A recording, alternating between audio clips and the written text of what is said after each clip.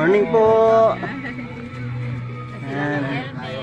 So, pupunta na po tayo kay Kuya Elmen. Ayan. Oo. So, andito na po tayo kay Kuya Elmen sa ating tutulungan po. Si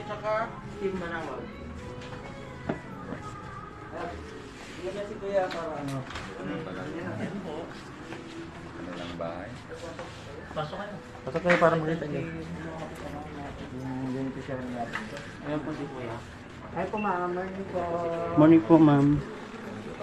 So ito po ang ating beneficiary, si Kuya Elmen po. Si Kuya. Yan. Ito po yung beneficiary po. Kuya, kamusta po kuya?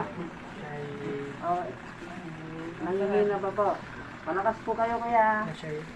Pagaling ka boss, pagaling ka. Pagaling ko po. Pagaling ka boss ha.